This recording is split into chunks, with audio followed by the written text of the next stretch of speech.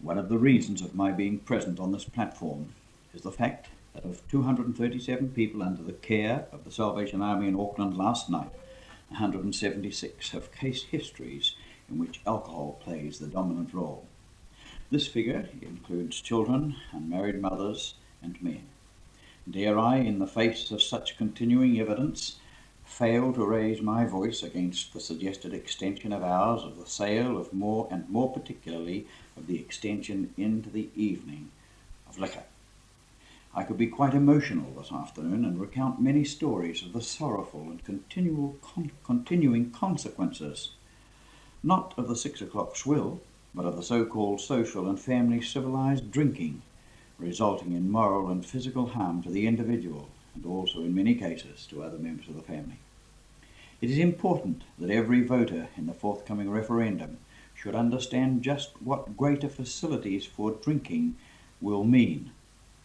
The question was once asked of Cain, "Am I my brother's keeper?" He was, and he paid the price. We are, and we must act responsibly. What happens on the 23rd of September will have a profound effect upon our future. Let me confess that while I have a concern for all people, my greatest anxiety is for our young people. It is our responsibility to present to youth the very best, and in doing so, to protect and safeguard them until they come to maturity. I was staggered the other day to realise that 90% of the men who have passed through the bridge, our alcoholic hostel in Wellington, commenced drinking at the age of 17 or 18. I am opposed to the suggested change in hours. Indeed, I am opposed to alcohol.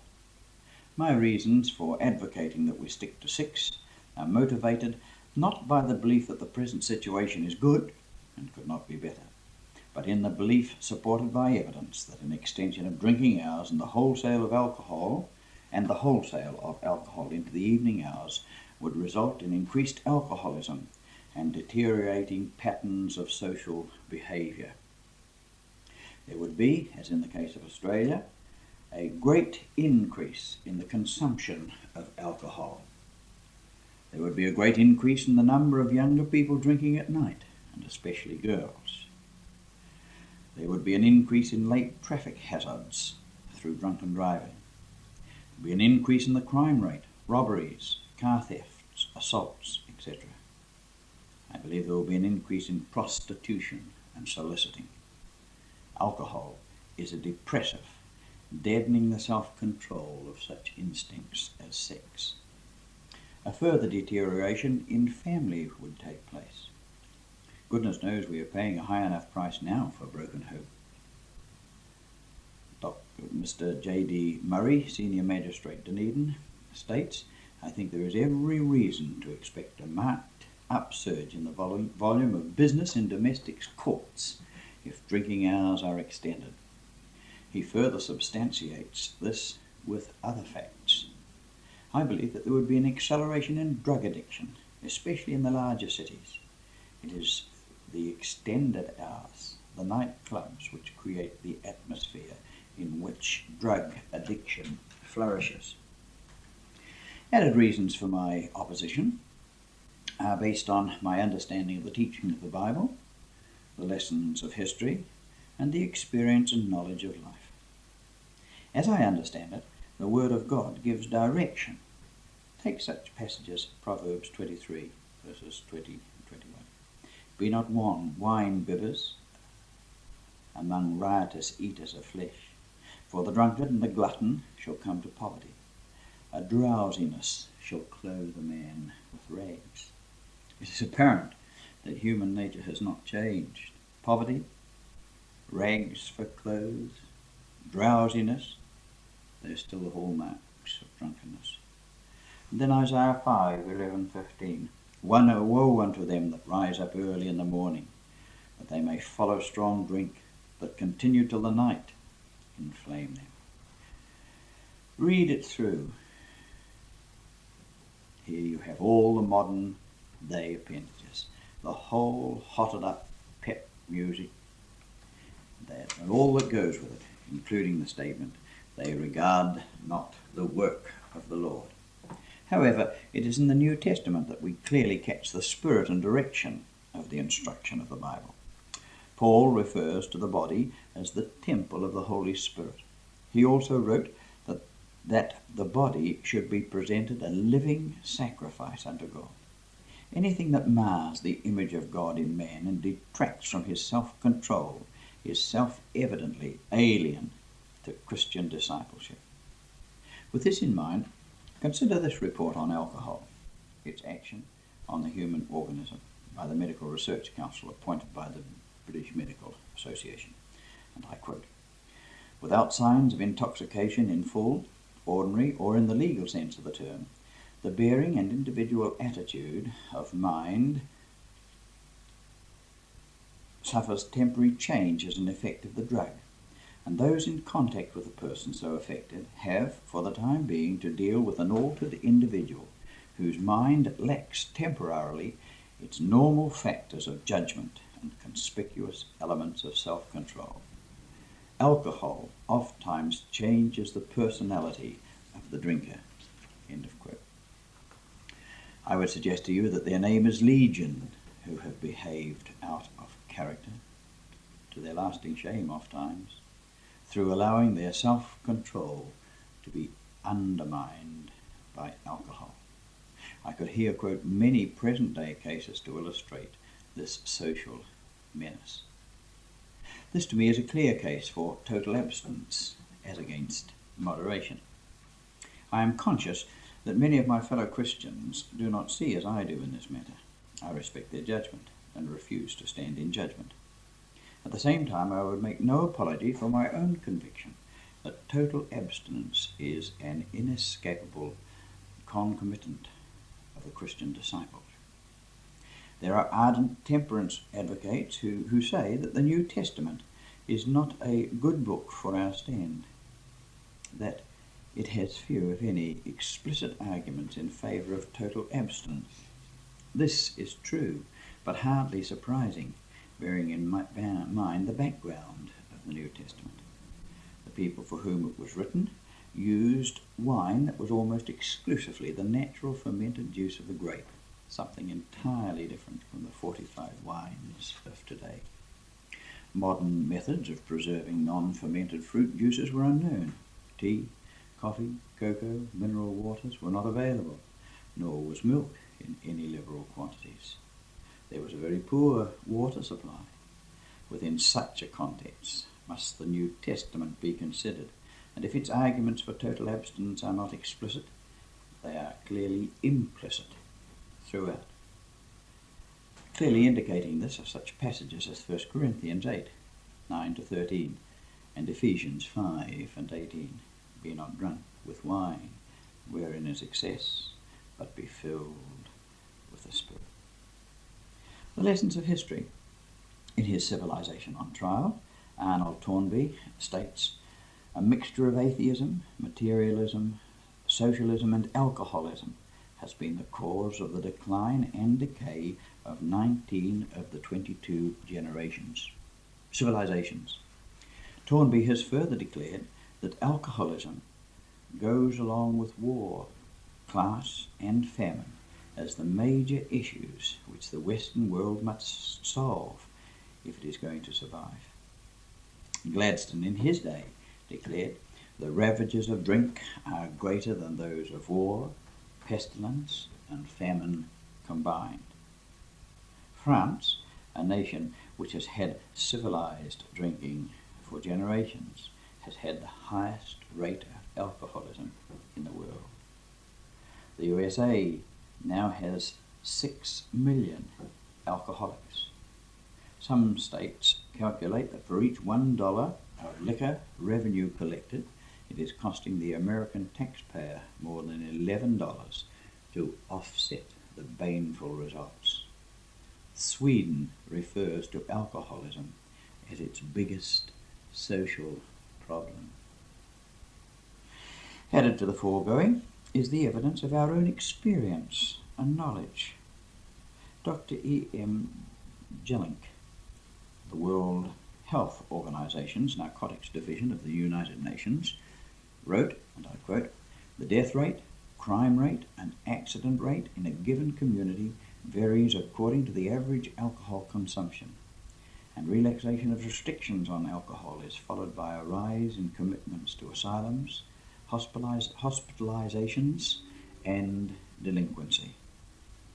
At one time," end of quote, "at one time, alcohol was used extensively for medicinal purposes." Dr. Zachary Cope, BA, MD, FRCS, lecturing on past and present views of the medical use of alcohol, said, "A century ago, wine and other alcoholic drinks were not only household remedies, but they were, in the opinion of all, or nearly all medical men, some of the most valuable at the disposal of the profession." Medicament. He concluded by stating, "With increased knowledge of the exact physiological action of alcohol in the body, the indications for therapeutic use have gradually diminished to such an extent that it is no longer regarded as a necessity in any disease, while in many disorders it is distinctly harmful." Should further argument be needed, we could quote from our own country. Economically, 1965 we spent $130 million on liquor. We are the fourth beer drinkers in the world. Morally, a Christchurch magistrate declared that alcohol is evident in every case that he examined over a 6 months period. I don't say there was a lot of alcohol, but there was some in every case, said Mr. K.H.J. Hedder. Magistrates and social workers estimate that 70 to 90% crime is due to drink. Mentally, last year, 2,000 alcoholics were admitted to mental and other hospitals in New Zealand. Physically, only 1 in 3 of our young men are fit for military service. Naturally, this cannot wholly be placed at the door of alcohol, but I wonder how much can. Spiritually, I believe that part of our present condition is due to the apathy of Christians, part to the liberalisation of the liquor laws, and part to drinking by minors. It is a fact that when good men do nothing, evil flourishes. I further believe, that every Christian either raises or lowers the moral average of the community in which he lives. Liquor is only part of the great seething cauldron of social issues which bedevil our 20th century society. A part, but a very big part. It takes its place along with the explosion of population as a world issue alongside the issues of war and peace. St. Paul, in giving us a principle that ought to guide our thinking, St. Paul is giving us a principle that ought to guide our thinking when he says in Romans 14:21, "It is good neither to eat flesh, nor to drink wine, nor anything whereby your brother stumbles or is made weak." We must care enough to declare that the fence of prevention at the top of the cliff is more realistic in its approach than the ambulance of treatment waiting to help the scattered victims after the damage is done. Treatment is a Christian duty, but treatment can never catch up with the problem. Not all who come for treatment remain cured. Compassion for the victims and positive scientific foresight to awaken people to what is involved must be our program. The story is told of the man who was the superintendent of a boys' home where boys who were mentally defective were sent for care. And sometimes the superintendent had difficulty deciding whether or not a boy should be released. He had this test. He used to take such a boy into the yard, and turning on the tap, he'd say, "Go and clean up the mess." If the boy turned the tap off and then got the broom, he let him go. If he left the tap running and then began to sweep up the water, he decided that he was still in need of further care.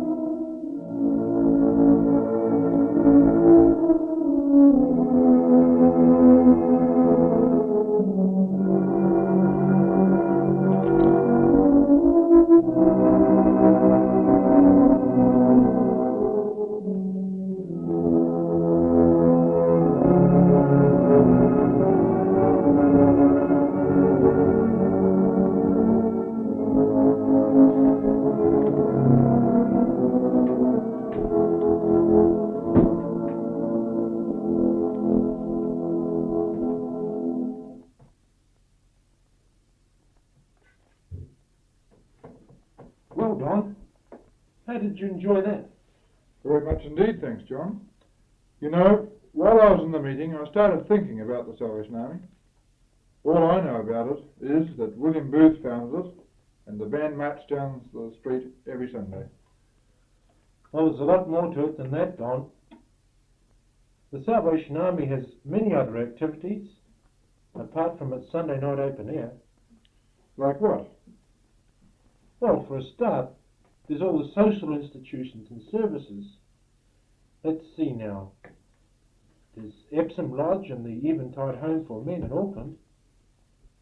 For women, there's Bethany Hospital, the Grange, that's a girls' home, and Rest Haven, another woman's home. There's an emergency lodge called Salem House. If you look at any of the main centres in New Zealand, you'll find they have the same establishments as Auckland. That makes up a fairly impressive list, doesn't it? It sure does, Don. But even that's not all. In Gisborne, the Army has a special hostel for Maori boys. Then there's a farm and a boys' home at Patararoo. The Army's even got an island of its own, you know, in the Hauraki Gulf called Rotorua. It's for alcoholics. Go on. Down here in Wellington, there's an alcoholic clinic just along in Vivian Street there called the Bridge. And apart from these, there's a couple of boys' homes and a young men's hostel, Rodman House it's called. Then there's people who visit prisons and a missing persons bureau and an immigration office. That just about completes the list, I think. Wow. And that's some list, isn't it? Don't worry, I haven't mentioned all our activities yet. Go on. What's left? Well, we've got 4 youth camps in New Zealand, 2 in the North Island and 2 in the South. Of course, then there's the Army's missionary work. We've just been talking about it lately in our Corps Cadet lessons. See if I can remember. Now, let me see. There's 9 officers in Africa. There's 8 in India. We also have missionaries in South America and New Guinea, some in Singapore and even in the Bahama Islands. And of course, in these days we use radio and TV a lot, the same as the other churches do. Major Weggery is in charge of our TV work. He's the man we talked to tonight. Oh, yes. I remember. Say, John, are you sure you haven't missed anything out? Well, I don't think so, Don. Oh, there is one thing I haven't mentioned, and that is the Army youth groups. They're breaking out into modern style hymn singing now, you know. And what do they sound like? I'd like to hear them. They're pretty good, Don. I've got a recording here. Listen to this.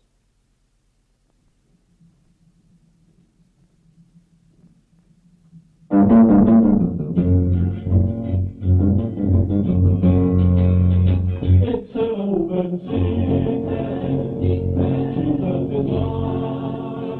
It's an open secret that cannot be hid. It's an open secret. I want you to know. It's an open secret.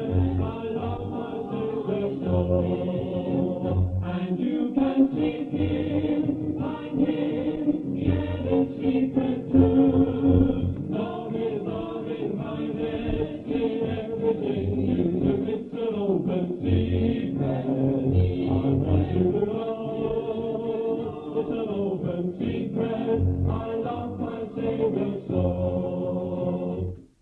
Man, that's some beat. But that's an English recording. Do you think it will ever catch on here? Oh yes, Don, there's no doubt about it. I'm sure it will. Young people all over the world like this kind of music. They enjoy something with a beat and something that's alive. Yes, well, I really enjoyed it. And I'd like to hear a lot more of it. Well, Don, thanks very much for the invitation tonight. Would it be all right if I came along next week? Oh, sure, Don. We'd be glad to see you along. What about coming along to the youth club on Saturday night? I'd like that very much. Well, Saturday night then, John. Yes, I'll see you on Saturday. Good night, Don.